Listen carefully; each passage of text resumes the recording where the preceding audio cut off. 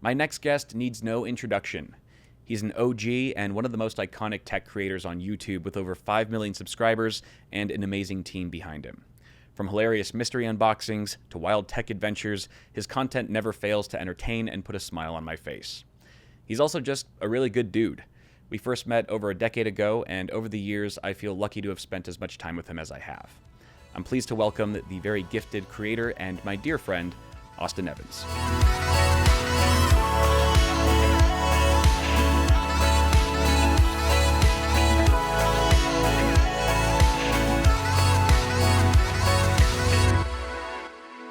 Yeah, dude, I'm just getting old. I'm feeling the age. How old do you know? Feeling the age. I am 35. You are? 31. 31. Yeah. Dude, it's crazy because, like, you know, when we met each other, it was like, what, over a decade ago or something like that now. When was the first time we actually met? Highlander, in person. No, it was No? before that. Oh, it was before that? Wasn't it Hawaii? Wasn't it the launch of Fiji? Was the Fiji cards from AMD? Yes. That would have been 2013? Yeah. And so, dude, like, you were a kid back then. Yes, I was actually like 20 something. Yeah. Like early 20s. Yeah. So, I was like, a child. It's crazy because, like, time's gone by so fast, and part of me still sees you as a kid. And then, you. I like, appreciate sometimes that. I'll just get a realization, like, Austin's married with 2 kids in the house. Like, what the Yeah, hell is man. going on, dude? Yeah. It's wild. Life comes at you quick sometimes. It does, dude. How you been holding up? Good, man. So this is Austin on 43% brain capacity. So that's all That's you pretty get good. today. I'm not sure I can give you a whole lot beyond. Dude, I saw some tech today. It was real shiny. 43%'s good, dude. That's me on a good day. Well, then that's impressive. That's impressive, man. How about you though? How's it been in the Batcave? It's been cool, man. I like it. Like I was telling the last guest, Terrence, I was just like, dude, it's nice just being in a seat, in a chair, and like air conditioned, not having to walk around all day. Oh, you know it's cold. You haven't been It's outside. cold too. I did repark my car. Dude, they're charging $40 for valet a day. What'd you here. valet for? Just so I could get all my shit out. Oh, the bellman. that's fair. Yeah. So I was like, I gotta move that shit. But then they started charging for self park too. Yeah. They it's just like- started that earlier, 2023. It's like $18 a day just to self park. You realize that that's like everything. Like Treasure Island is one of the Yeah. only like casinos on the strip that doesn't charge for parking. Oh, really? Yeah, you can get free parking if you have like some status or whatever at Right. a lot of the hotels and stuff. But yeah, Yeah. you're like paying like $20-30 a day most places. Dude, now. just to have, because granted I do have a fair amount of equipment this trip. Yeah. Just to get it from my car to the hotel room when I checked in, it was $40 a day for valet. Yep. Plus they charged me, I did $10 in tip. Yep. And then $30, there's a $30 fee for non-luggage items, No. which is like hold 90% of my shit. I was like 30, so I spent $80 just to get my bags from, like, to move it like a few hundred feet. on. Non-baggage fee. Yeah. Non-baggage fee. I mean, I don't want to be rude, but I feel like that comes out of my tip money. Dude, honestly, right? Dude, To be fair, it's not their call, but still like pieces. I bitch out, dude. I always tip, even if I feel like I shouldn't. But Yeah, same. But it was kind of sketchy because he's like, oh, it's gonna be $30 for the non-baggage fee, and I was like, okay. And then I go to like pay it. There's like a little kiosk inside, Yeah. and I like whip out my card, and they're like cash only. I'm like, is this Okay, for all right, real? all right, hold on. No, is no, no, this no, no. for real? Non-baggage fee. Is that Cash only at Venetian? I was like, dude, you guys are running a little side operation here. yeah. 100%, dude. Yeah. I was sketched out. Bring But- their RS3? What's up? You bring Yeah. their RS3? Okay, so they Yeah, I know. They know. They look at you and go, Yeah. oh, this is a sucker. Dude, I know, man. I'm getting car profiled these days. Sucks. What did you fly or did you drive? Drove. What did you drive? We drove. I drove my IS. Oh, okay, nice. Yeah, but I did not have anywhere near as much gear because, I'm actually shooting most of the show on iPhone. Oh, nice. We have one A7, which we're using for maybe a third of the stuff. Yeah. But like this is my third thing of the day, and I have shot everything so far on iPhone and the DJI. Are you shooting portrait the whole time, or are you shooting some landscape stuff? So this too, for morning, YouTube? everything I've shot has been short form. Okay. So Dude, that's the way, man. That Yeah, is the way. yeah, For yeah. events like this, that is the way. Totally, yeah. But we've got a best of CES video, which is going to be shot such landscape. So basically, every time I see something, I have to make the judgment call: vertical or horizontal. Is it going to be a Right. short? Is it going to be a story? Like, Right. it's nice to have the flexibility, but it's definitely. I've never approached CES with anything in mind other than snapping a couple of photos and just getting like regular sort of YouTube content. So this is the first year Yeah. I'm actually putting effort into like shorts and everything. And to be fair, I say putting effort in. almost everything I'm doing is embargoed till after CES or a ton of that stuff. So like a lot right. of it's like, oh, I'm doing briefings for stuff that I'm gonna be talking about later January, February, Right, or whatever. exactly. So I'm like, oh, Yeah. I'm not gonna shoot this at all because I'm just gonna do it at the office. That makes sense. That makes sense. What's that been like for you as traditionally, starting on YouTube years ago, doing long form content, and now just with this new wave of short form, was that like, were there growing pains in that, or do you feel like you're adapting to that pretty easily? It's I mean, I think if you know how to make good content is good content everywhere. There's different styles, there's different things, but I mean, you got to hook people. A lot of the stuff you have to do for the long form content is still quite similar to short form. It's not the same. Sure. It's certainly a little different, but yeah, it hasn't been a huge adjustment. I'm certainly not crushing it like some of like the short form guys and the TikTok guys and stuff. Like Sure. they actually crush it. Like Yeah. I make 1 or 2 a week, and every once in a while they do okay. But Do you enjoy the short form stuff more now than the long form? I don't say it. No. I don't think I enjoy it more. It's just a different kind of thing, right? Yeah, Because like the right. long form, these are anything from a video that's easy to shoot in an afternoon to we did a project. Actually, we did a project at Big Willow. Oh, nice. A little while ago. Yeah. Oh, was that what was that? Explain it, because I Yeah. kind of saw it. I caught wind of it, but I didn't know what was going on. So basically, I've been pitching for over a year, really, since we did Any excuse to get behind the You wheel. better believe it. Any man. excuse. You better believe it. So I've been pitching to do a race sim versus real life video. Okay. And I got close a couple that's times. cool. And then our lovely sponsors at Micro Center were like, you know what? We've got a huge line of racing sim set up. Let's do it. Sweet. Yes. So we rented the whole of Big Willow, so Willow Springs, which is a track a little north of LA. Right. And it was my first time on Big Willow, right? Yeah. Which is a real fast, scary track. Yeah, we always see it when we go to Streets of Willow. Boy, I did big not, boy. I did not have the cojones to, I mean, you got that big sweeper at the end, and I'm like doing like 110 through the sweeper, and like it's bumpy as Jeez hell. Louise. So I mean, it's fine, but you're like, oh, okay. Right. It's fast. Did you do it in the IS or the RS3? I did an RS3. Nice. Yeah. Nice. It was fun. It was super fun. But basically, the idea and the premise of the video was, unfortunately, we couldn't. And this is one of those things where we had committed to doing everything, and then we ultimately couldn't get it done the way we wanted to. Right. So we used iRacing, which is What's that? very. You know iRacing? Wait, what's iRacing? You don't do any sim stuff then? No. Okay, None. iRacing is one of, I would say, 3 or 4 high quality sims, right? Okay. So very esports oriented. It's based Gotcha. on like a subscription. You have to buy like the tracks, but like very much sort of, I think I know a lot of the NASCAR guys use it. It's very much Okay. one of those like sort of higher end sims. Right? Gotcha. That is like super high end, but like it's popular. It's not a game like Forza. It's an actual proper No, sim. you're in there, and like we were trying to tweak. So the problem we had was that they had actually just added Big Willow. They didn't have streets. We would have loved to do streets, or whatever. Right. So just had added Big Would Willow. have given you an advantage because you've done that track a million of course, times. exactly Yeah. right. So they had Big Willow. They have an RS3 in the game. Yeah. But it is a race car version of the RS3. Ooh. No, we had already committed to doing it, and we knew that because basically we were trying to find the right sort of combination of game that would be high quality. Yeah. That had to obviously have one of the tracks at Willow. Right. And had my car, right? So this checked 2 of the 3 boxes. I'm like, Right. oh, it's the racing RS3. You know what? We can tweak it a little bit. Yeah. We committed, we were all set, and then we realized that, the racing RS3 is a turbo 4-cylinder front-wheel drive race car that weighs 1,000 pounds shoot. less. I was like, Oh, that's way different, dude. Yeah. That's yeah. way different. So, How did you compensate for that, or did you just? well, so our thought was, okay, well, whatever, we'll figure it out. The Yeah. problem is because iRacing is so authentic. So I started to I'm going to throw ballast in, I'll try to change it. As soon as I throw ballast in, it goes, oh, your suspension setup is illegal because you're running it too low because you've added so much weight to the car. I'm like, oh my God. Oh, no. It's like, it is. Damn, So, unforgiving, but that's why it's good. completely. Now, I mean, to be fair, and my hope was, because again, we were like, we're figuring this out like a week and a half because, we're going to Micro Center to get all of the sim stuff. We're building Sure. the whole thing in the office, which that takes a couple of days just to build. Right. They've got like the amazing sort of like base. They've got the wheel, For sure. wheel and the wheel base Yeah. together. So the wheel itself was something like, I don't know, like $1,100 or something. The Damn. base, just the actual force feedback base, was another like $1,200. Like this Whoa. stuff is super high end. That's right? pretty slick. It's Wait, great. Were you racing against yourself? Were you Yes. doing the sim? Okay. Yes, I was so wondering if here- like it was you versus Ken or something. No. So what we did was I did 3 different runs, right? Yeah. So beforehand, I did some practices, with the high-end sim stuff. There's so many tweaks and tunes and settings and all this kind of stuff. So what I did was I got practice at the office. We loaded the whole thing up, drove out there.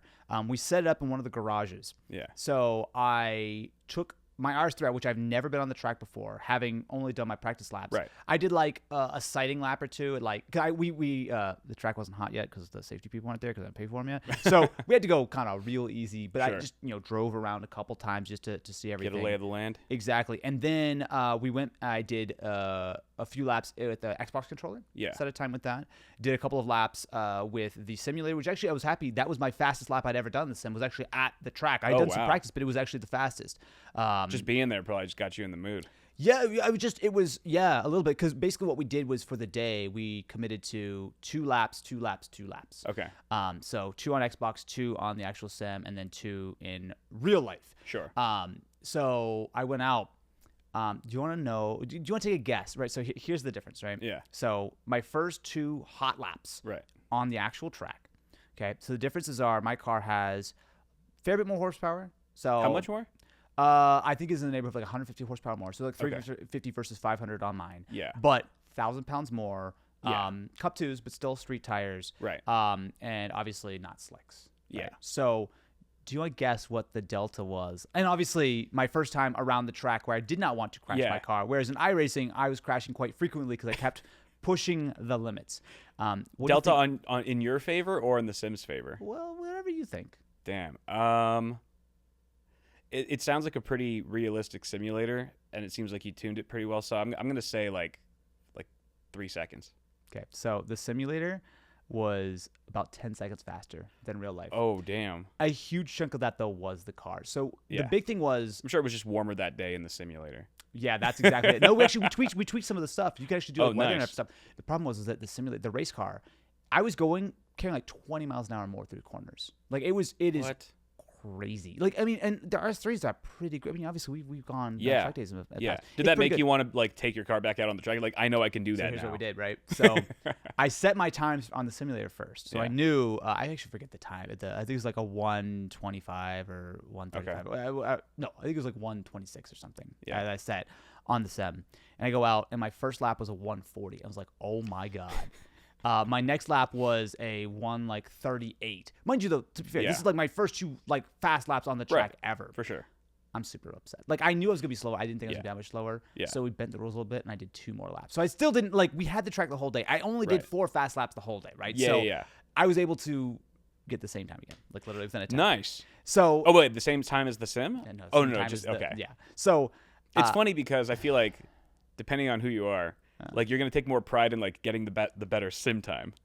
no, I wanted to That- be faster. No, the problem was so You've done a lot of actual racing, so look, my real car probably could have gone 4 or 5 seconds faster. Like Yeah. if I had spent the time to really learn. There's a few spots where I was way too timid because I Right. didn't trust. Had never really raced the track before. Yeah. That being said, though, if I had like actual like slicks, that Yeah. would have shaved off a huge chunk of the time For sure. like, by itself. Yeah, 100%. But it's a fun track, man. It's a lot less like complicated. It's a lot more like there's a couple of weird sort of spots on the track, but it's Yeah. actually a very simple track. It's much more so of like how Right. big are your balls to take it through some For of the sure. corners when you're like Yeah. that's the scary I part. mean, your balls are way bigger when you're playing a simulator than Exactly when right. you're when you're driving your own car. Dude, the amount of times I ran off, and the iRacing's super unforgiving. You go off, and it goes, "Oh, you got wheel damage," and like you have to like reset. Yeah, Like, right. It's gnarly, right? So Yeah, sure. it was a very fun shoot. Dude, that's insane. Like that's like when you get to that level as a creator and you can just like pitch an idea to a brand that's something that you just want to do. Yeah. It's not something that you're being, that a sponsor wants. It's not an agenda. It's just like, this sounds fun to me. And it's like really not something that you could do properly without like the resources, like everything that you built, It's like, yeah. that's pretty awesome when like your work becomes your passion. Those two things are just Well, I mean, you know how it is. interwoven like that. You know how it is. Like we've both been doing this for long enough. We've been able to do amazing things, like so many amazing things, and I want to take advantage of the advantages that we have and the things that we've got and try to do stuff that's fun. Right now, I'll tell you, that video did not perform super well, right? Yeah. I could have made a mystery tech and it would have got double the views, Right. right? But I think people largely enjoyed it, and almost way more importantly than that, honestly, I had a great time. It was fun. The team enjoyed. I mean, it was obviously a very, very long day, but we spent all this time prepping. It took forever to edit, but look, it was like one of those videos that we all have to make videos that we're maybe not super proud of sometimes because of time constraints or sponsor constraints or whatever. But like that was a video that we knew we had the budget, we had the time. It actually was kind of a little bit rushed, but that was entirely just because we were trying to get track time. Yeah. And there was a certain movie star who had the track rented that we had to steal it from, who came in on a helicopter, who I'm not going to name his name, but nice. He came in. You want them under the bus? It's okay. I won't say his name. We can bleep it out. Brad. If I don't forget. Oh, Brad. Yeah. Being outed. Brad. Outed on the interview. It's Brad Garrett. No. No, but it was just one of those things where it was super fun, and I like doing those projects, even though they make financially no sense. Right. But they make me feel real happy inside. Yeah, for sure. And that's like a kind of currency that you got to pay attention to. You know what I mean? Like I remember you had said on when we did Super Special that that's kind of what helps you keep going is every once in a while do a project that's just for you. Yes. You know what I mean? The thing is, it's not like, I say it's just for me. There are people who still enjoy it, right? Of course. It's not like it's like, but yeah. And it's a video you're proud of. It's not like you're And the biggest problem with it was just the fact that we did not do the question of the video justice because the cars were so off. Like we had committed to the whole thing before we had figured out the exact plan on everything. So that's the one thing that I wish we would have done differently. And a lot of people rightfully pointed out, like, hey, that's like apples to oranges entirely. I mean, it was still helpful for me because, again, I think having done 4 laps of the track in anger ever, doing the simulator time massively sped me up because, there's a couple of, like I said, it's a very simple track, but there's a couple of spots that are a little bit more technical, and there's a couple of spots where it's very easy to just go straight up the track if you're not sort of used to it, which I was doing in the sim all the time. So it did help, but I wish we would have done it a little bit better. Speaking of doing amazing things, I saw that you had gone to the White House recently. Oh snap! I feel like there's been a lot of when was I on the podcast? It wasn't that long ago, right? It wasn't, but you went to the White House after. Yeah. So we didn't get a chance to talk about that, and I didn't catch anything on social media as to why you went there. So I formulated some of my own theories. Okay, I would love to hear. You can tell me if I'm hot or cold on any of these. Go for it. They're painting the White House a new shade of white and needed you for reference. Okay, that's actually true. Okay. So you nailed it already, but you can keep going for your other. I know some people up there. They needed tech support to fix Biden's life alert. Well, he was reaching for something, but I think it was like handkerchief or something, so probably not. Your lifesaver, dude. And then, or you were recruited for an exciting new position on Epstein Island. Okay, so we don't talk about that, right? So it has another more official name. Shush. It's Area 52. Area 52. So yeah. No, it was good. So it was super random.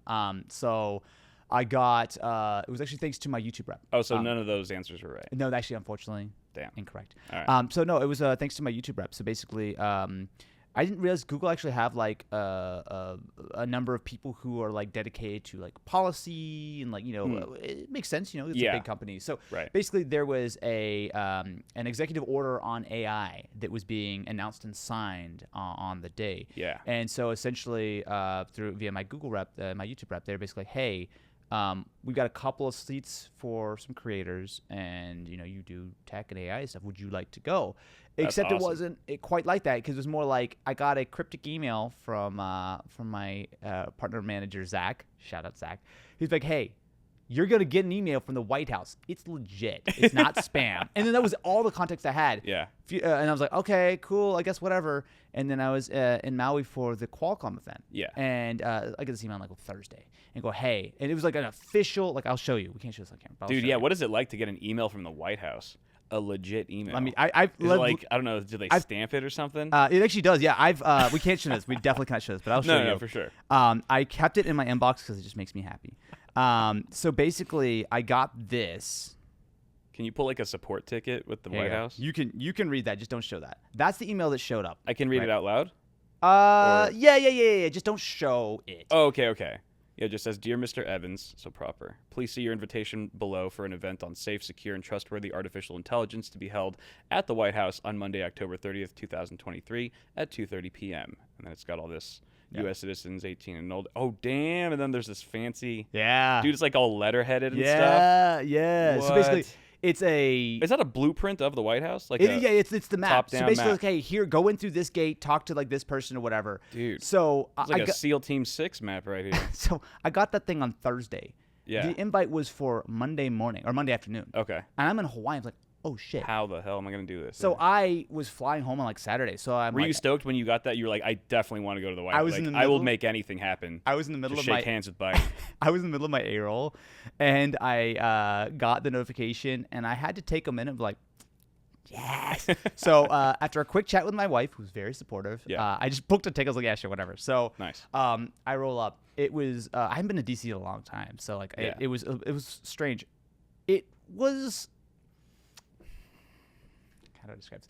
It was different than I thought. Okay. Remember, everyone, the U.S. government is watching you I'm all sure. the time now. I'm sure that's fine. No, it was different than I thought. So obviously you see movies, and I've been to the White House before, but not like inside. Like, you can just Yeah. walk like there's like that sort of front area where you have like a good view of it. So like, Right. I had like seen it before, but obviously had not. So gone what was inside. different? Like the layout? Like the pillars were all blue? I or just something? didn't know what to expect. You assume like there's gonna be like Secret Service swarming everywhere, and there was. There's lots of people with lots Yeah. of big guns everywhere. Yeah. But I roll up, and I was supposed to go into like this one gate. And so I come, and I'm like, I'm trying to remember, okay, so I had like, here's my contact's name, here's the phone number. Yeah. This is what I'm here for. I like get my whole spiel ready. So I walk up, and there's like this little booth with Secret Service. But as I'm walking up, there are kids everywhere, all dressed up in Halloween Really? costumes. So it turns out that all the staffers, it was the day that they all brought their kids in with all their Halloween costumes for trick-or-treating. Oh, no way. Everywhere. So not in the actual White House, but in the executive, so the Eisenhower Executive Building, which is basically right beside. So it's in like the campus. That's basically where all the actual staffers go. Yeah. So I'm expecting like, all this crazy security, and there's just kids running around What? everywhere. That's crazy. I go inside, so after going through security, like, no Secret Service. What do they hand out for Halloween at the White House? Candy? Just bills? Dude. Yeah. so I go up Sign to this. the Secret Service, and all these kids are coming out, and I'm like trying to like, I'm getting ready, like, hey, I'm here for a real reason. They go, ID. It's like, oh, okay. And I start talking, go, no, ID. Didn't want to say a word. They look at Oh, the thing, wow. go, that way. And that was it. I was like, Damn. oh, okay, cool. So then Damn. I go They're not around. messing around. I go the wrong direction, and another Secret Service is like, you're not going this way. Go back where you came from. Take a left. Go the other direction. I was like, okay, sure. And Yeah. so I come around. I go through another sort of checkpoint. And then I'm gonna out somebody, but it's fine. I walk in through this like massive, thick, heavy door. It's like this little like small building before you actually go onto the campus, Okay. right? So I'm inside the fence, but I haven't like gone all the way in. Right. I open the door, and it looks like almost like a little like dinky like TSA style thing when you Yeah. have like a metal detector. Super, super simple. And the guy goes, "Oh shit. Hey man, I love your channel." It's like Secret Service dude. I'm like, okay, this is a very different experience. Everyone's like, ID this way. So, Yeah, hey man, can we right. take a picture? Like, what's going on?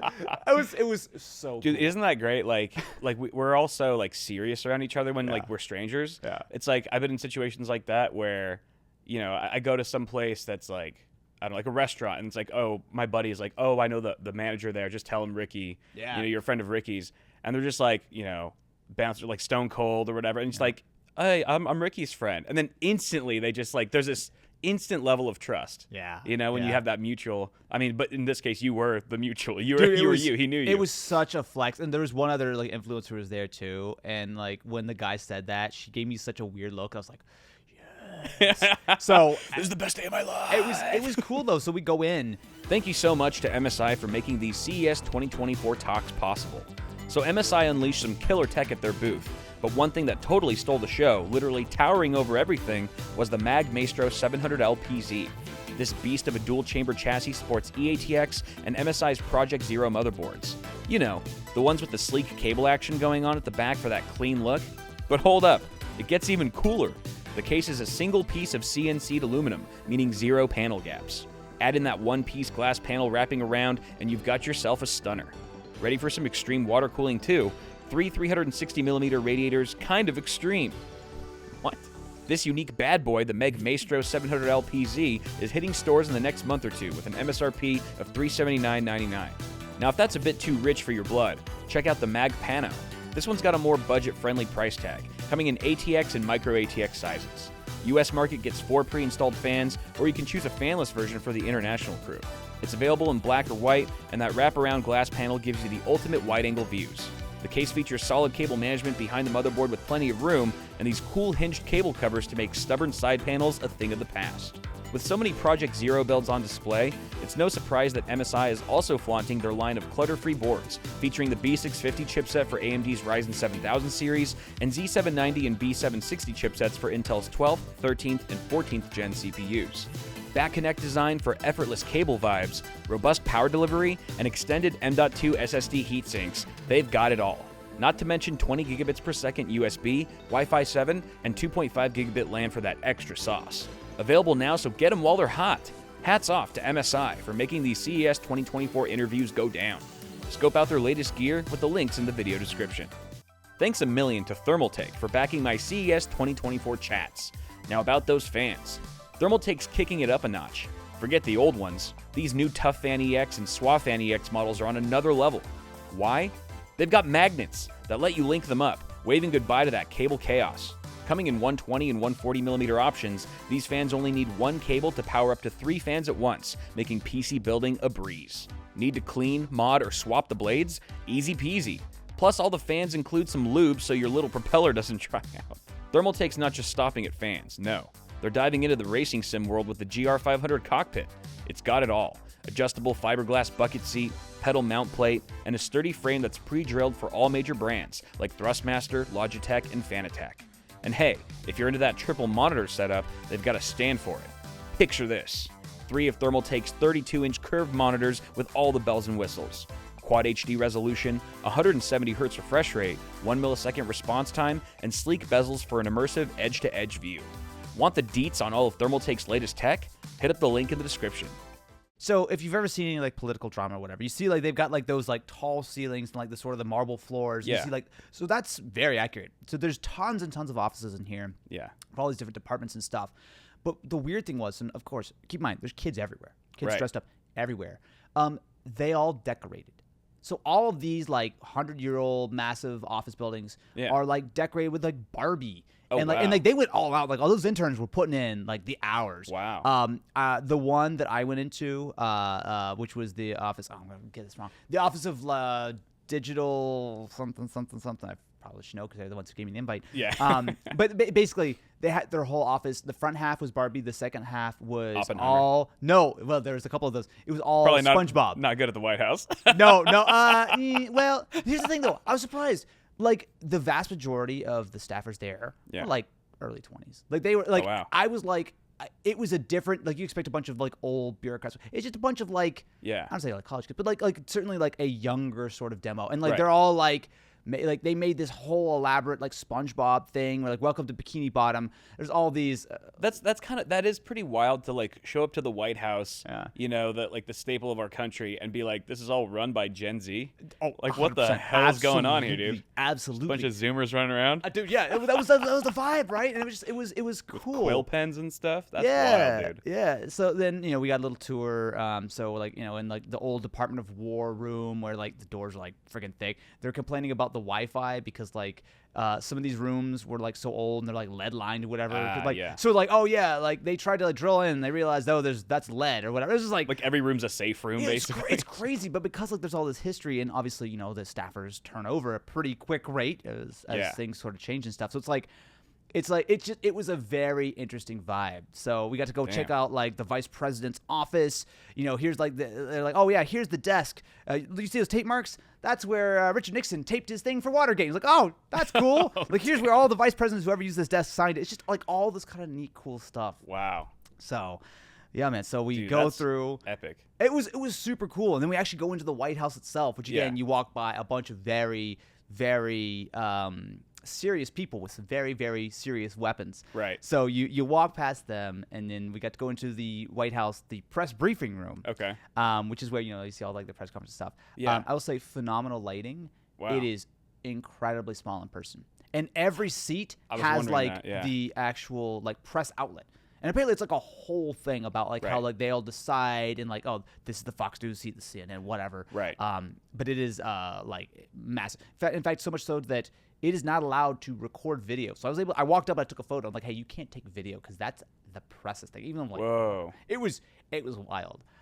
Wait, so when you the photo that you posted online, it was you behind a podium. That is the that where White they- House briefing room Okay. when I mean, it's almost always the press secretary, but sometimes the president will come up and like answer questions from like the press. That is that spot. Dude. Yeah, it was The fact sick. that you were just like Trump's prints were right there. Oh, I was yeah. There's a few prints there. It was surreal, right? Because again, Yeah. I mean, I'm like not really knowing what to expect, and then we actually go into the White House itself. Yeah. There's a band playing, and I should know this. It was either the Army or the Navy. I think it was the Army. Okay. But it was like a live band. Obviously a live band. They're freaking playing CDs or whatever. But we walk through like this sort of underground passage. We walk up. There's like these phenomenal like portraits everywhere. Yeah. Was there food? No, there was actually no food, was there? No, I don't think so. You would have had to be in a Halloween costume and go trick or treating. Yeah, pretty much. Yeah. So basically, we walk up and like everyone's like milling around, and you can tell it's like a bunch of people who probably do this somewhat often. Yeah. I would say maybe like 75 to 100 people, Right. something like that. Nice. So it's all in like That's- this kind of atrium. You see that the windows are like freaking massively thick, and like it's Yeah. They're all bulletproof. Yeah, for sure. I would assume so, right? But it's incredibly fancy. And again, Yeah. the musicians who are playing and just sort of, it's a vibe. So you come in Right. to the East Wing, and everyone kind of takes seats, and again, just kind of hanging out, and Yeah. things running a little late, and then everyone stands up and they start playing Hail to the Chief and go, oh, okay. So the president, vice president just like walk right in, I thought like you said they started playing Halo. I was like, that's sick. Oh no! It was just like, oh, like, because I didn't know what to expect. Like, so I knew that they were signing something, but I Yeah. didn't know like what the setup was, how many people were there. Right. And just the president of the United States just walks in the room. It's like, hey, what's up, dudes? Damn, He didn't say dude. that. He just kind of like gave the cool nod. Yeah, right. Yeah, and it was He had to save his energy. yeah. So it was cool, That's man. sick, It was cool. He's like yeah, like, hey, I'm sorry I'm late. I just got off the phone with this is like during like the auto strike. Like, yeah, we just talked to the president of the UAW. You know, everything's good. So anyway, back to our regular scheduled thing. You're like, oh, okay, cool. Just a regular Thursday, my dude, or Monday, Yeah, or whatever right. it was. That had to have been surreal, man. You're It kind of was- just like looking around in this small room that you've been invited to. The president's just staring at you. And the vice president, like, they're like just there. Yeah. It was just I don't know. It just was. I don't know what I expected. It was just not that. It was. Right. But it was very cool. It was a very cool experience. Yeah. But then afterwards, that was it. It just was over. Right. And then everyone just kind of, they sort of gently sort of ushered people out. Yeah. I was gonna go to the bathroom and take a look at some of their cool tissues, but I couldn't find a bathroom, and I didn't Cool want to tissues? ask. They Yeah, have cool so tissues? the White House apparently has like special, maybe napkins or something like that. Oh, okay. Um, Which you could have like taken as a souvenir or something. Theoretically, I could have used. I would never have taken or anything. I did not do that for the record. Oh, they weren't disposable. They were like. Well, I didn't know because I couldn't find a bathroom, okay. and then I just was being ushered out, and I was like, well, I'm not gonna ask where the bathroom is. I'm just gonna leave because I don't want to make a scene. You're not trying to steal from the White House, right? I'm of course what. Although I That would have did been really get, funny I if you did got get, caught though. I did get a little like those like plaque things for like, you know, when you sit down at a meeting. Yeah. That says the White House on it and says Austin Evans. So I took that one home. I was It would have been really funny if you got busted for trying to steal a napkin by the guy who watches your channel. yeah, it'd be awkward. And he's like It'd be just super awkward. escorting you out, just like I'm But so sorry. You know what's so weird? I was like, so I hear this whole thing, and you know, it's like a 30-minute speech or whatever, and you know, he signs the bill, and everyone applauds and stuff, and Yeah. then that's kind of the end. I walk out, and then you walk out of like the front door, Yeah. and then just like on the street, like you just left this like bizarro wonderland of just where everything is weird and Right. fancy and stuff, and then you're just like on the street next to the Quiznos. Yeah. I'm hopping in the cab. The cab driver has the radio on. I'm hearing his like they're doing like the news recap. I'm hearing Right. exactly what I just What heard you in just person heard. like 10 minutes beforehand. And I'm at the airport and I'm home. It's just it was such a Whoa. bizarre, weird. It's like its own cool little like world, you know? It's like that door is just a portal into this thing. It is so crazy community that It's really cool though. Like it's I guess a little smaller than you might think. It's a very very nice house. I heard it's pretty small. Yeah, you look at it from the outside. It looks smaller from the outside. It is Yeah. grand on the inside, but it's grand almost more so because like you see the portraits of the presidents. Right, you see right. all of these like amazing things. I'm sure the There's been- ceilings are pretty high. Yeah. But just the whole thing is just incredible, and the music. That's the thing that really sits with me. Is just like having the band, like when they start playing "Hail to the Chief" in person. The president Yeah. walks in the room and you go, "Wow, this is an experience." Yeah, man. Dude, just so many like every president's been in that house. Yeah. Well, There's so much- well, okay, I I don't think know. it burned down at one point, but most of the Yeah, presidents. okay, most of them. Yeah. 9 It's out of just- 10. Dude, there's so much history in there. Yeah. And you're part of that history now. I left my fingerprint on the wall, so unless they scrub the wall, my fingerprint will be there. Mine's gonna be like Austin Evans was at this podium. Yeah. His next speech. So yeah, man. Dude, that's freaking awesome. Thank you for sharing that. Yeah. What about? Okay, so I was looking. I like to do this thing with all the interview no. guests where it's nothing embarrassing, but I just go through their recent content, and just see what they're up to. I've developed an Austin Evans title and thumbnail starter pack. Perfect. Love that it. you can rate and let me know what you think. Hit me. All right, there's just 3 essential things that you need to do to make an Austin Evans title and thumbnail. 1, you need boxes in the thumbnail. You absolutely need boxes. I've got a story for that. Go ahead, but yes, that is essential. Also, brand logos in the thumbnail. Mm-hmm. A brand logo, some kind of identifiable, recognizable icon. Kind of what's in the box. And the third one, you have to write scam in the title. No, don't share my secrets. Yes, that is the secret. That is the secret. No. How'd I do? That is flawless, all perfect, and the absolute way to do it. So sweet. I'm gonna start doing that. I have data on all 3 of these. Yeah, I know you do. I know you do. I was hoping you know, none of this. I already know you do. None of this shit happens by accident, right? Exactly. So, do you have access to the A/B testing tool? I don't know. Okay. I don't know if I would. That's the wrong answer, my dude. So, YouTube has recently rolled out a feature where you can upload up to 3 thumbnails, and it will automatically try them. And then it will pick the winner, right? So you can get the actual number and percentage of watch time, which is a little bit of a weird metric, but basically you get to throw your thumbnails up, and it picks whichever one's the best one. Wait, it picks it based on watch time. Oh, watch time. Yeah. Gotcha. So say if you put 2 thumbnails up, yeah, and one thumbnail gets 55%, one gets 45%, then it's going to pick the one that had the higher watch time. Right. Now, I don't think that I think they're being a little bit tricky with those numbers because I don't think that one thumbnail gets another 3 minutes of people to watch a video or whatever. I think there is a little bit of shenanigans, but regardless, it's the better thumbnail. Right. Now, this has been the most amazing thing ever because we've always done this for like years. Yeah. We did it manually, and we did it with like hazy guesses of like, oh, I saw it, the click through looks like it went up a point. Exactly and, right. You minus out the kind of shooting from the hip a little bit. Exactly. Yeah. And just watching the real time, you swap the thumbnail and you stare at it for 10 minutes. Go, oh, it went down. That was a bad idea. Like it was very crude. So this has been great. We test. Usually, it actually depends. Either 2 to 3 thumbnails for every launch, and then we iterate from there, right? Gotcha. The boxes win every time. Dude, like what? We had, so actually it was a video that went live yesterday. I was recording this video on the new G14. We had this dope thumbnail. It was like the me holding the laptop, a crown on it, like it looked so cool. Right. And then we had a laptop, we just had a box. The box crushed it. It was like 15% higher. And I hate it because but the problem is, and it's not a problem, but the way that we do it is that people expect us to unbox things. Like the box carries an enormous amount of sort of narrative weight on what the video is about. And especially when you pair it with the logos, right? So you get the idea that it's Etsy or Amazon or ROG or whatever. Right. And you see a dude holding a box with a bunch of logos on it or maybe some weird piece of tech coming out. Yeah. And then you have a title that is tantalizing but gives you enough to be curious about it. Right. It is the formula that just works. I feel like we love mystery. You know what I mean? It's like if you tell people what they're getting, it's like those like those TikToks or whatever where they'll go up to someone on the street and be like, "Do you want $10 or do you want what's in the mystery box?" Yes, and like most of the time they choose the box. Yeah. Because it's just like I think in your mind like the fantasy or like the hope of what it could be is more exciting than the thing itself. Oh, absolutely. It's like Christmas morning, dude. What sells to me is an extreme, it is a negative reaction, or it is a mystery. Like those, I feel like the majority of successful YouTube content falls in one of those 3 buckets. Right. And obviously if you've got something, so like if I get scammed, right? So I go on Etsy and I buy something and it's illegal or whatever, then like that's easy, right? Or I order an item and it doesn't show up. Oh, surprise, right? Like that makes sense. Yeah.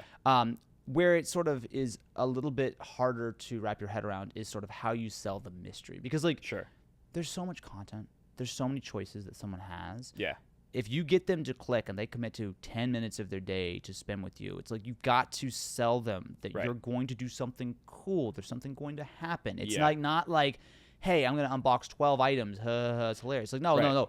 One of these things is wild. I don't know which one it is. You don't know which one it is, but it's coming. Dude, and that wild thing, the last one I saw was that Razor mask that you wore, the Zephyrus or whatever. Yep. Dude, that was so funny. Yeah. When you put that on and like like Ken and everyone was freaking out.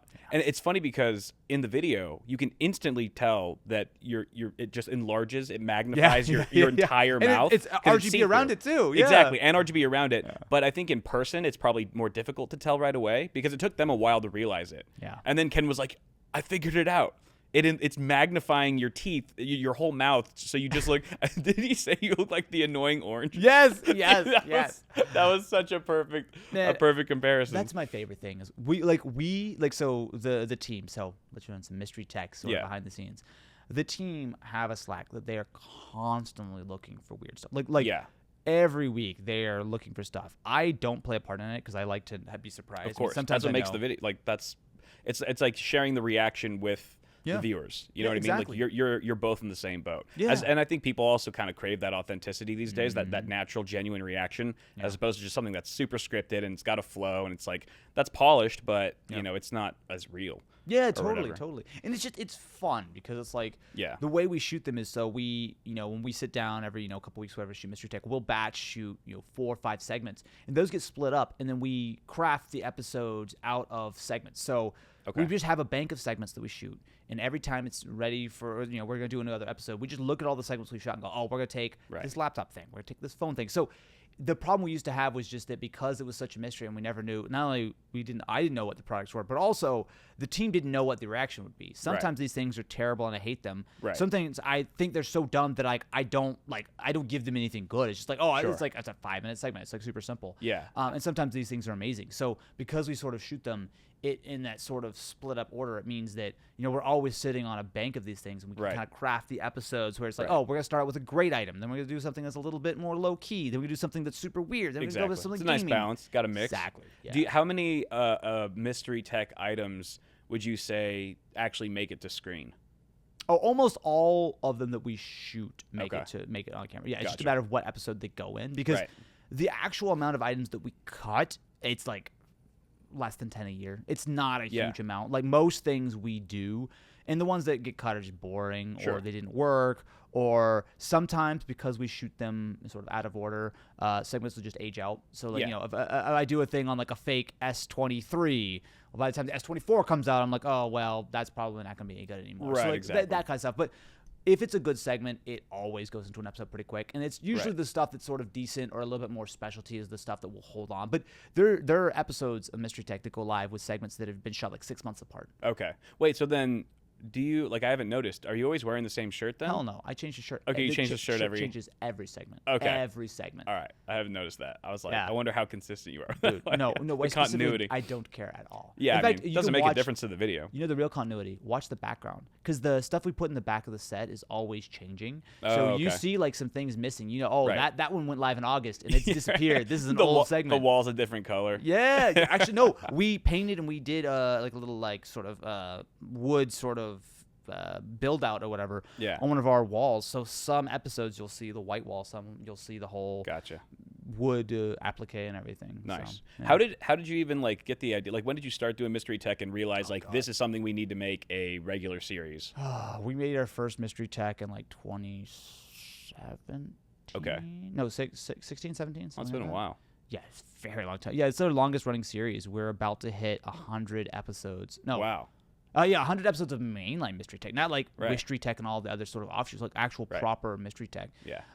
So yeah, it's been a bit. The main thing was we started out with a bunch of random. I think it actually started out as almost like we were looking at some weird Amazon gadgets and Ken had an idea. I'm like, I don't want to tell you what this thing is. You just see. Right. So drop the thing on the table, and that's kind of how it got started. Yeah, nice. I did a video similar to that a while back. It was I gave my Discord members $500 to just spend on anything they wanted on wish.com and just send it to me. I had to put it on my personal channel because they were buying me hentai keycaps and waifu pillows, which I should have seen coming. I'm not sure what I got a penis plushie. I was like, the Wish After Dark, man. Wish After Dark. Wish After Dark. No, that's the actual segment of Wish. Oh, really? Yeah. Okay, here's the thing. Yeah. We have to cut and censor so much stuff when we do because obviously we don't show that stuff or we censor it right now. Yeah, for sure.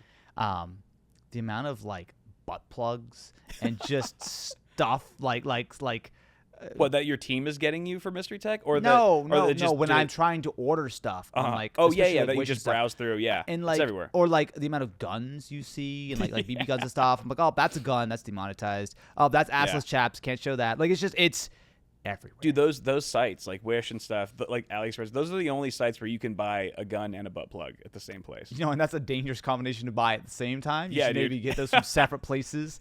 Both of those things are making some crazy boy, holes. Actually, boy, I have a question boy. for you. Between Wish, AliExpress, and Temu, what is the best pleb site? Temu.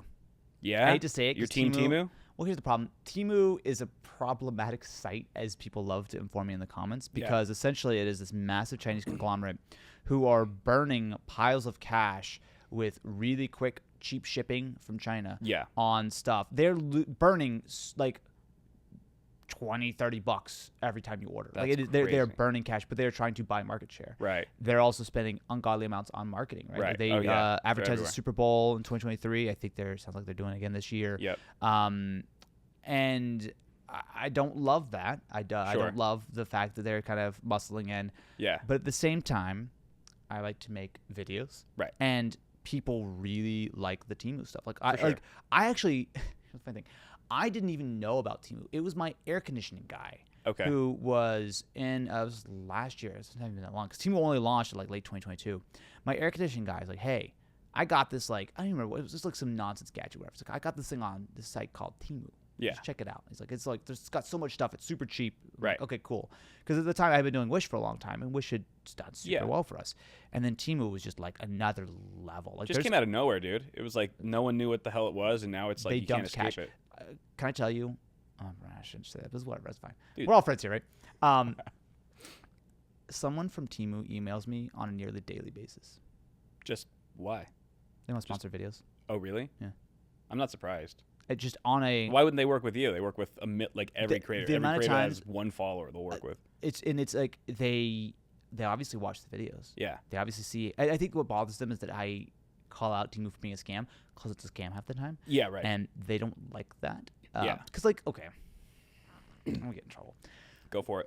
When we talk about scams, when we talk about these kind of things, you know, some people don't always like that.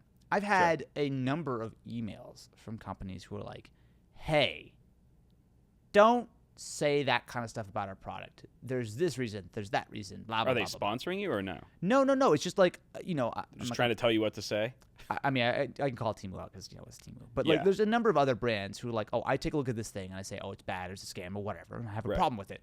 And then, you know, companies inevitably will be like, hey, well, actually, that's not fair. We want you to take that down. Or we want, like let's have a conversation about this because actually, insane. what you bought was not the right thing, or this thing went wrong, or you should have talked to us, whatever. Sounds And, like their problem. that's the thing. That's the way I treat it. Because it's like, look, I've made my YouTube journey, have landed on the sort of I am actively looking for bad things to tell you to not buy them. Like that's Yeah, kind right. of, it's a mix. Obviously, I like to take a look at things that I like. For sure. But when I find things that look a little bit sus, that are really popular or whatever, like this, Yeah. I'm like, if something seems to be too good to be true, Right. I want to buy that thing, waste my money on it, tell you that that is too good to be true. Every Yeah. once in a while, Yeah. I think, so, like, oh, this thing's too cheap, too good, whatever. And it's great and it's amazing. And I have something that's really meaningful to share. Right. But 9 times out of 10, it's garbage. You should avoid it. Definitely. And I like that's one of the main things that I do now. And Yeah. so I mean, there's definitely been times where I've like, you know, added a comment or whatever, especially if I was like super Sure. wrong or whatever. Sure. Like I'm You'll call happy it to out. like, Yeah. I'm happy to like do a retraction. I've never actually had to take a video down. I've never been like amazingly Right. wrong. I'm just completely off. But like, you know, if a company hits me up and says, hey, this is actually wrong because X, Y reason, and you know, like, okay, cool, you know, that's fair. Yeah. That was my bad. But Yeah. almost always, it's just they're upset that I called their thing a scam or that I Sure. did this or that or whatever. But like, here's the thing: like, I've bought the worst stuff at Best Buy and worked with Best Buy. Right. I have worked with Amazon for like 12 years, and every 2 or 3 months, I buy some weird, bad, terrible thing on Amazon. Like, Yep. most brands and companies get it because they don't like these things either. Like, Yeah. okay, so I'm gonna be a little vague here. We had a problem with some stuff we got from Amazon a while back. Okay. A while back. Maybe not a while back. Who knows? Yeah. And Timestamp. I had within 10 minutes of video going live, someone relatively high up at this affiliated company. Yeah. And like, hey, oh my God, we saw your video. You know, we're gonna get to the bottom of this, right? This is totally unacceptable. Thank you for making the video. Please stay tuned. We want to have like a chat with you on Monday. Let's like work through this thing. Okay. I was like, okay, cool. Because it was, I can't tell the video because actually we get in trouble. But like, yeah, it was like one of those things. It was, I thought quite bad, and they immediately jumped on it. Okay. And then they ghosted the shit out of me. Really? Yeah. They were like, oh, we're gonna go talk to the manager. We're gonna, you know, like get blah blah blah, like making this huge deal.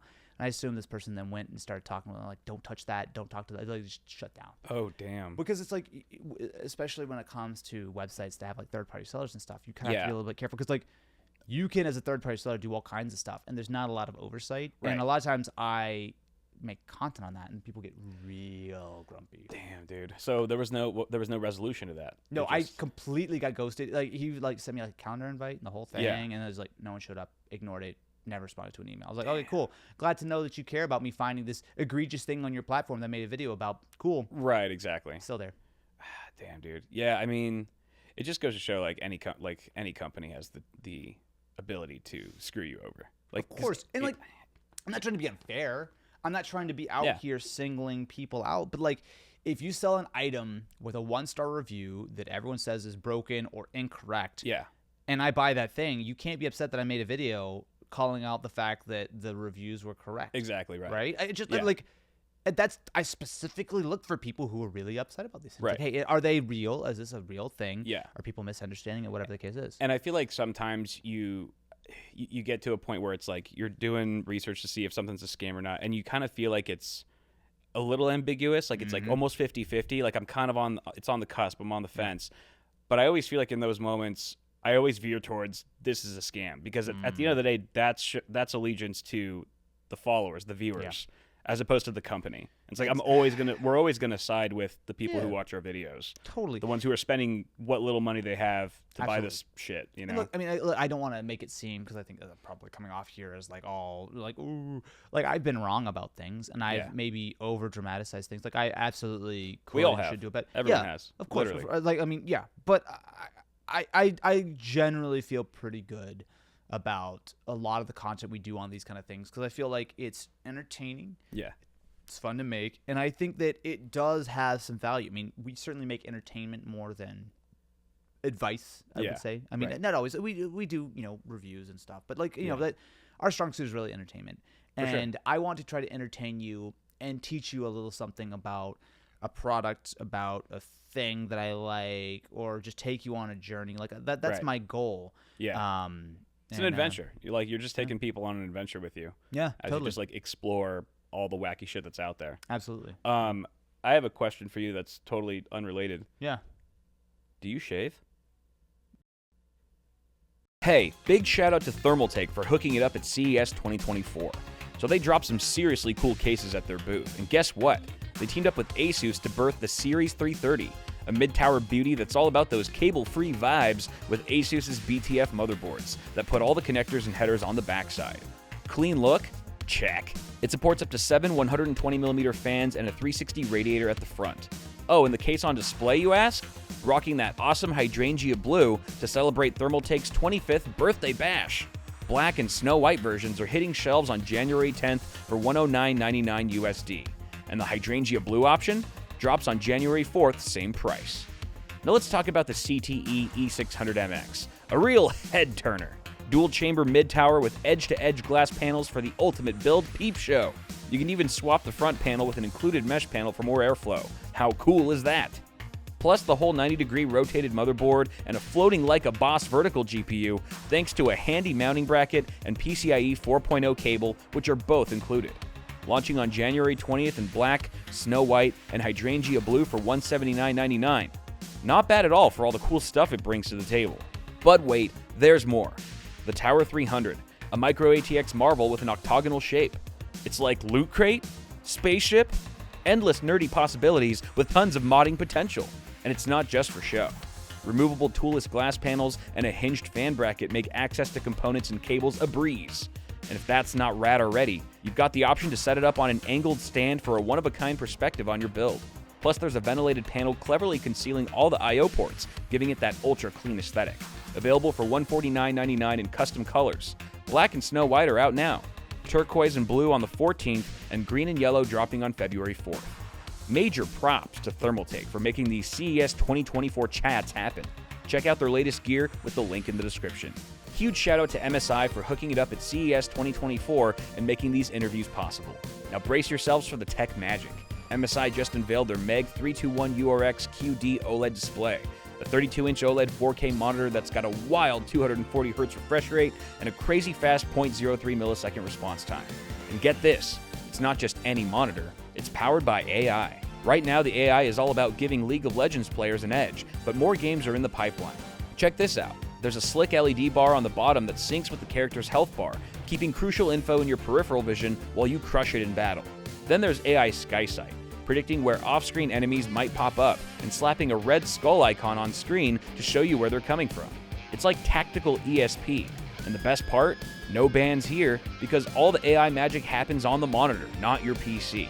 So go ahead, enjoy that sweet victory, you cheating son of a What's really neat is MSI is exploring ways to leverage AI in other games so users can teach their monitors to elevate their gameplay even further. But wait, there's more. MSI dropped a 49-inch QD OLED 2K display with a mind-blowing 5120 by 1440 resolution. Hits up to 144 Hz, and yep, it's packing the same AI superpowers as the other monitor. Both of them are also rocking OLED Care 2.0 for burn-in prevention, dimming desktop icons and other static stuff on your screen.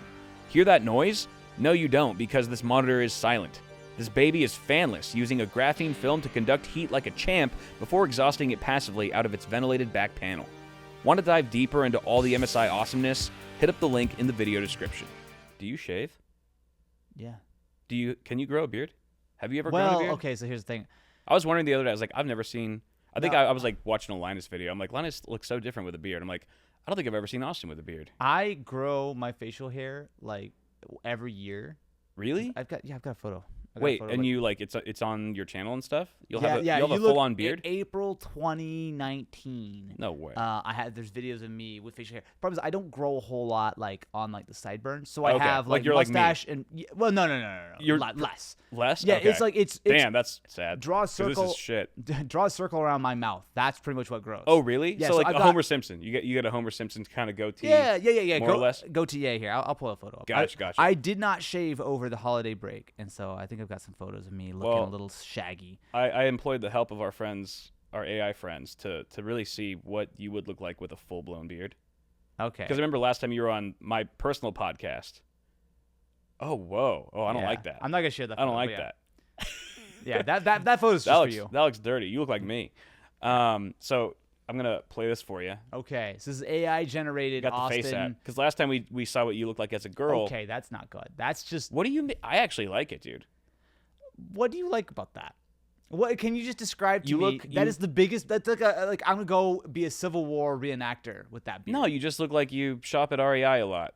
But Yeah. honestly, like you have this nice, friendly I mean, you already have a jolly face, but I think you feel like you feel more warm, like a teddy bear. You know, like I want to get in that beard. The problem is if I had a beard like that, and like I can't have more facial hair than like hair on the top of my head. That's Really? the problem. Like there's an That's a vibe. imbalance there. It's definitely a vibe.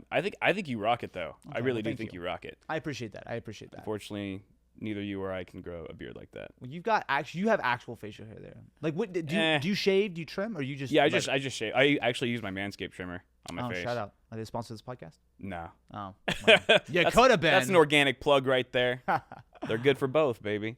And then also, the other thing I was going to say is, like, you don't age. Like, you look to me exactly the same as you did 5-10 years ago. And maybe that's just because Really? we see each other regularly or I feel whatever. like you don't look any different either. That's unfortunate. Like not in a bad way. Like I feel like there's certain people who, For me, it's a diss, dude. For me, it's a diss. I Like was hoping you want to look older? I've always looked bad. No, I said you didn't. Okay. Oh, you mean older? Yeah. I guess. Yeah, you're right. Because I do have. We have baby faces. I A little think. bit. Yeah. I've got some baby fat. I got my chipmunk Aw, cheek that's cute. reserves. That's But I was very curious what you'd look like as an older gentleman. cute. Okay. So we've got one of those too. Oh. If you're let's ready. see. Yeah, that actually is accurate. That looks a lot like my granddad. Does it really? Yeah. Yeah. Isn't that a trip? It honestly, I'll take that, man. You that, look. that I was gonna say you look sharp. You look like a Yeah. sharp old man. You're aging like a fine wine. You look You like, know what? like If that's Steve Carell aging. if that's what I look like when I'm like in my probably what 60s. Yeah, 60s Dude, probably. You're Yeah, doing sign me good. up. You're doing Yeah. good. Like you look. Keep hydrated. Yeah, you look very moist. Well, you know what? I try my best. So the Face App filter, or the Face App also has a cool old person. Like Wait, you- that's not the cool person? Yeah, That was that's the not even regular as cool as person? dude. Oh, You can get snap. cooler All right, as a make senior. make me old and cool. This is old and cool. Okay, that actually looks scarily like my dad. Like Really? Oh, you're kind Have of you ever met right. you met my dad, right? Of course, Yeah, yeah. yeah. That looks a lot like my dad. Like, holy. I didn't realize that, but you're absolutely right. That's 'Cause wild, he had a dude. lot more facial hair. He had almost that exact. Well, he didn't have quite that much, but he had like very Dude. similar. That's awesome, man. And your dad's a Damn. good-looking fellow. Yeah. Yeah. All man. right, shout out. I'm looking forward to being a jolly older gentleman. That could maybe be a wizard as well. Well, you know what? That's a Gandalf. I'm look still right waiting there. for my letter. I haven't gotten Yeah. it yet. Oh but yeah, any day yeah. now. It'll come. It'll come. It'll I come. got a fireplace for a reason. There'll be an owl that delivers it to you. But dude, what have we've been doing an hour? Okay. 58 minutes and 13 seconds. Almost there, almost there. I wanted to ask you one more thing. I mean, I wanted to ask you a lot of things, but Hit me. we've already just gone through so much, which is awesome. So it's a new year, Yeah. new year, new me, and all that. Looking back on the last year, 2023, Mm. what would you say was your high and low of the year? Well, a high was reflect. easy. I had my second son last year. That is huge. So man. that was a pretty easy answer for the high. Yeah. Um, Some people would call that a low, but I'm glad you're taking a positive. No, approach. I mean, it's a lot of work. But no. I mean, it's great. It's great. Yeah. The low. I can tell you the low. That was. Well, there are a couple things, some maybe things I won't share, but there's Sure. one that I will. The low. It sounds dumb. Yeah. So 2022.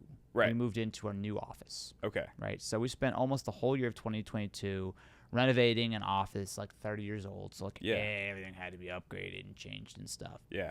So early 2023, it starts getting cold outside. We realized it's a little cold in the office. And it was time to upgrade some ACU and some heat units. Okay, Yeah. fine, whatever. We figured. So we swapped one. These are expensive units, by the way. Right. Swapped two. Then we swapped 20. Wait, what? Wait, 20 units? We had to literally How big is the Start warehouse? from How big is scratch. the space? 14,000 square feet. Dear Lord. We had to replace go. all of our AC heat. Oh, and also the Oh my windows. God. The windows, when it started raining, the windows started just leaking. What? So we had to The replace windows started leaking? Yeah. The seals, you know, like the black like sort of stripping that goes around each window. Yeah. That was just like letting water in. So we had buckets in our new Damn, office, dude. and it was like 52 degrees, and people were like huddled around space heaters with their jackets on. I'm like, man, this is such a great upgrade. And, So- and this is you purchased this. You're not leasing it, so it's not like you have a landlord that'll take care of it. That's all on you, dude. I am not gonna say the number that I spent on AC and heat for this building in 2023. 6 figs easily, Oh, yeah. if not 7. It wasn't that much, but it was. But well into the sixes. Well into the sixes. Yeah, like That's wild. a real nice Lamborghini amount of air conditioning units Damn, we dude, put in that that's thing. crazy. So that was probably the low point when we realized that what we thought was a simple little fix was, Right. start over from scratch. right. Cool. Did you guys Great. have the place inspected or anything beforehand? Like, Maybe some things were on the inspection report that I maybe didn't read super thoroughly. Read your inspection reports, kids. those are important. yeah. There's some good stuff in there sometimes that you should read. Boy, yeah. Look, I make questionable decisions sometimes. I'll freely admit. It's all a learning experience, man. But yeah, man, being in our brand new shiny office with leaky windows, buckets out, and people with coats and huddled around space heaters was Yeah. not the way I thought the 2023 dream would go. For sure. Good No, that's Lord. proper. That is a proper low. That is a proper not low. good. I was gonna ask, like, how big's your team now? I know I've asked you this probably recently, but We're at 11, and we're currently hiring number 12. damn. Yeah. Does that keep you up at night ever? Yeah, I was gonna say it's a lot because of people, man. that would what? It's a lot of Oh, people. it's a lot of people. Yeah. Yeah. I mean, how do you wrestle with that? Because I feel like there's a number of reasons why I never went that route and just scaled my business, but one of the reasons was like just having that many people relying on you all the time. Like their Yeah. livelihoods are in your hand. If you're having a bad day, tough luck. You better step it up. And maybe that is a motivator, but I also find it very terrifying. How do you How do you cope with that? It's a lot. It's a lot, right? I mean, look, the team is incredibly helpful in allowing everything to do. I mean, obviously, we all started doing stuff solo. I did stuff solo for like 7 years before, I hired my first person, really started to turn into like a quote unquote real business. I mean, I'm fortunate to have a bunch of really talented people, and I don't take that weight lightly, but it's not something that keeps me up at night. Like, if I was struggling to make payroll and these AC units were putting us underwater, I would be massively more stressed. I mean, I think about it sometimes. I'm like, oh, all I need to do is lose my voice, and everyone's in real deep trouble. But that's part of the reason why we've tried to diversify. That's why we have now 3 channels. How do you say, hey guys, this is Austin in sign language, like ASL? Boy, I couldn't tell you. Yeah. But like, it's just one of those things where like, the goal here is to make it a diverse company that does not need me to be in front of the camera 8 hours a day forever. Right? I mean, obviously, I enjoy what I do, but it would be nice to have a little bit of that flexibility so that it's not all on me. So I'm walking. If you go down for a minute, like the train keeps moving. Yeah, in large part, we actually have built a lot of that in. I mean, part of that is just what we can do is, we try to pre-shoot stuff, so we usually have stuff in the backlog. And yada, yada, yada. But like, yeah, it is something that makes me not feel super great sometimes. But also on the flip side, I think about like, okay, but look at the good that we can do. Not to say that it's, I don't want to say like, oh, we're doing so good, but like, look at all these people who are able to do these amazing creative jobs and work together. And when I see the team sort of bonding and going on doing stuff together, it's like it gives me like a nice warm feeling, like, oh man, like I have like a part in making this whole thing happen, and it feels good. So I try to be a pretty positive guy. I don't try to stress too much on it, but that's cool, man. That's you must be you are a strong dude, because not everyone could take that brunt of force, on their shoulders. But I think you're right. Like, if you're getting just massive amounts of reward and fulfillment from just creating this family, I think that keeps you going, and it has to. Well, yeah. And I mean, it's like, I think a lot about Linus, right? And I think that, he has grown LMG to be this monster. Yeah. And I always, for a long time, I felt like I was always like 5 years behind Linus. Like I was like, oh, like he would start to build a team, then I started to build a team, then he got a building, then I got a building and everything. Right. But like, obviously he was doing stuff at a higher level the entire time, and way ahead. But a couple years ago, once we because we were like 5 or 6 for a while, and it was like a good, healthy number. Like it felt solid. And then we crept up 7, and then went 8, 9, 10.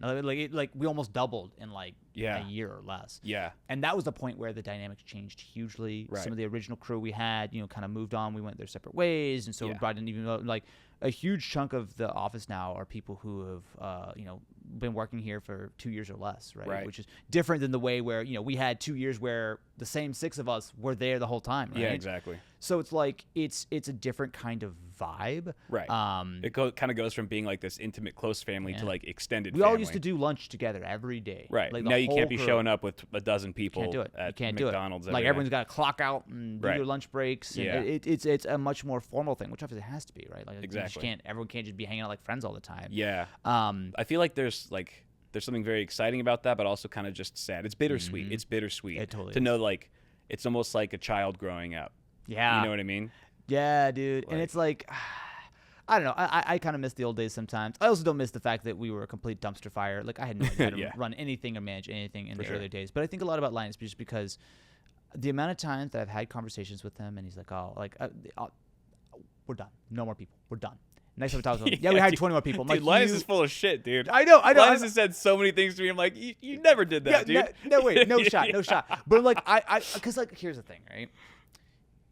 Business, like when you start to grow, it's like momentum, right? Like once you start, it's hard to stop, like because you start building this team, and then suddenly, oh, we need people over here, and then we need this department. It's like more solutions creates more problems. It just grows and grows. And obviously, a successful business grows. I mean, that's like the way it works. Yeah. But I've been trying to be more thoughtful about it the last like year, especially the last 2 years. Growing the business doesn't make me happier. Yeah. It doesn't. Like I'm comfortable and happy, and I'm really excited about, all these major pain points about like the office and all these things have been kind of worked out. Yeah. And I think about like how, again, going from like that 6 to like, 12-ish number was like just massive amount of extra work and stress and all this other stuff that came with it. Sure. And I think about like, okay, what does that 12 to 24 number look like? And it's not a happier me. Right. It's not. And it's like, Right. I understand the idea that by continuing to grow, it does help to further the goal of me not being so centered to everything working. Like, I totally understand that. But you think there's a ceiling where you're like, I'm good enough, like we're set, or do you like at least slow growth, like a person or two here or there, like that's reasonable. That's not gonna like totally like upend things. Yeah, but right. I just think a lot about like, man, like money is not happiness. It is not. Yeah. And it's like, right. You'll never have enough. You'll never have enough. No. You'll never be filled by it. A good friend of mine, who he was telling me about, he had gone to his therapist, and his therapist is like this very high end sort of therapist who like has like billionaire clients. Yeah. And they told him like, hey, he was worried about money, right? And he's like, hey, I have billionaire clients who are worried about how to get their next billion. That's not a thing. And that, like, he told me that story, and that sunk in so hard. Of like, you can chase it forever, but as long as you're able to take care of the people who you love and who are, you know, your family and everything like that. Yeah. And you can live comfortably and have like a good life. It's easy to be greedy. Everything is set up to be greedy. And I don't know, like, I don't want to sound too like hypocritical, right? Because obviously I've been able to do incredibly well. Like, I don't want to, but there's a point in which none of that, like one more PSA 10 Charizard or car or house, like none of that stuff means much at a certain point. Yeah, right. It's all fleeting. It's all fleeting. Like you get that little dopamine hit, you know, it's a bit of a rush. It's like, and then it's gone. You know, it's so gone. It flips so into, oh, this is another thing I have to deal with. I have to manage. I have to pay taxes on. It literally just becomes, this thing seemed like a great idea, and me of the past would have killed to have this thing. Right. And now I'm like, now I gotta go to the DMV again, or this. It sounds unbelievably like I hear myself say that, and I cringe, because like that just sounds like the most douchey thing in the world. But it's just, for sure. No, I mean, not really. Well, I just, you know, God, we're getting like deep here. Like, everything is designed to encourage like money equals happiness. Like, it's just like that's such a fundamental part of the way that so much of the world works. Yeah. But I just think that there's a certain point in which taking your foot off the gas and not doing more, bigger all the time is super healthy. And it's almost like they lied to us. You know what, man? The dream is to keep building until forever. I'm starting to get a little sussed out. You know over what? This whole money is happiness thing. It's not real. Well, actually, it's real up to a certain point, and then it's not real after that. Yeah. I think that's fair to say. It's like, it's good. It's nice to be comfortable. Yes, it's nice to be able to provide for your loved ones and the people in your life. But then it's a law of diminishing returns.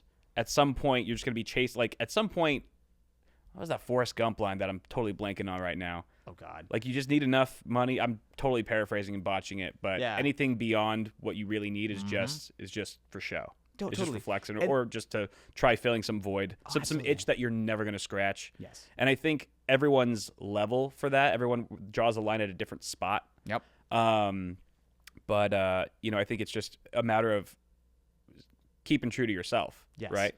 Look, man, I grew up... Not just following the line. I grew up, my dad was in sales, so we were up and down all the time. You know, there'd be a year where he did really well, and the whole family goes on a vacation, and there'd be a year where, you know, my brother and I are in the car while they're getting food stamps, right? Like, it was not like...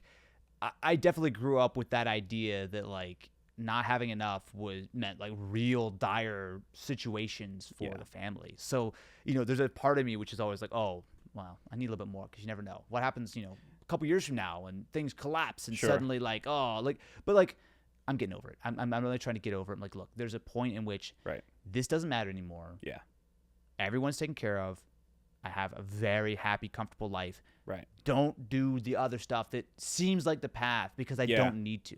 And it really, and that just also takes you away from, it takes time and resources away, your energy away from what you usually find to be way more important, which is just spending time with people. 100%. Do I want to expand the team and double the size and launch 3 new channels and do all this kind of stuff, and then spend 2 hours less, you know, at home playing with the kids? Yeah. Hell no. Yeah. That's not even, what kind of stupid? Oh, because I can have an extra zero to the bank account. Woohoo! Yeah. Like, who cares? Do you think having kids sort of change your mindset a bit more. Oh yeah. Yeah. Oh yeah. Well, because I'm in the thick of it. I've got a 2-year-old and a 9-month-old, right? So Yeah. it's like it's very time intensive, but it's rewarding to see them grow up. For and sure. It's rewarding to see them hit these milestones, and Yeah. it brings me way more happiness than any sort of money or material thing. 100%, dude. so And fun. also the fact that when kids are so young, they grow up so fast. Yes. You know, you slow down as you get older, Yeah. but it's like you take a week. Yes. You take a week, Yes. and then you come back after, and your kid's shaven. You know? Yeah, Like, yeah, what? yeah. He's like, When'd you hey, learn Dad, that? Hey, Dad, I'm graduating college tomorrow. I'm like, bro, you were 3 yesterday. What are you talking about? Yeah, Like, dude. And I think that stuff is more important, and I think that it's given me a better perspective on kind of how everything works. And it just look, man, I know this probably sounds douchey. I feel very self-conscious about it, but like, I'm super happy and comfortable, and I want to keep it that way. And it doesn't mean That doesn't I'm sound gonna douchey be- at all. That Well, sounds like but- what anybody would want. I guess. I know that I'm incredibly fortunate that incredibly few people are in a situation like I am, and I don't want to take that for granted, but also I don't want to lose it. Yeah. Right. I want to. It's not like I'm gonna. Oh, I'm not. Like, I mean, I'm here friggin', doing 15, 16-hour days at CES for a reason, right? Yeah. And I still love it, and I still know that I need to do this to make this whole thing work. But at that same time, when I go home, you better believe I'm gonna be hanging out with the kids. Yeah. Not saying the W work word once. Yeah, It's just like dude. it's important. I have a lot of respect for you, man. It feels Thank like you're able to continue doing what you're doing at such a successful way because your why. You found your why, and it's a healthy why. You know what I mean? Yeah. You have a healthy why. I Why you do all this stuff, like why you're growing the team, like Yeah. you got your head on your shoulders straight, dude. Thank you. And I appreciate that. it's been great to see you. It's been such a joy to see you grow, dude. Thank you, man. I appreciate that. You've seen the whole thing from the Yeah, dude. fire stuff and everything before that to all the way till now. I saw your origin story. It was it's been quite a ride. Yeah, well, thank you, man. I appreciate that. Dude, Austin Evans, thank you for being on, man. Oh, absolutely, man. This is the most fun thing I'm gonna do all day. I got like 6 more meetings and 15 more videos to shoot. I'm like getting over here in deep. Yeah, dude. I know. I'm glad we got to talk about some stuff. So, Thanks for having me, man. thanks.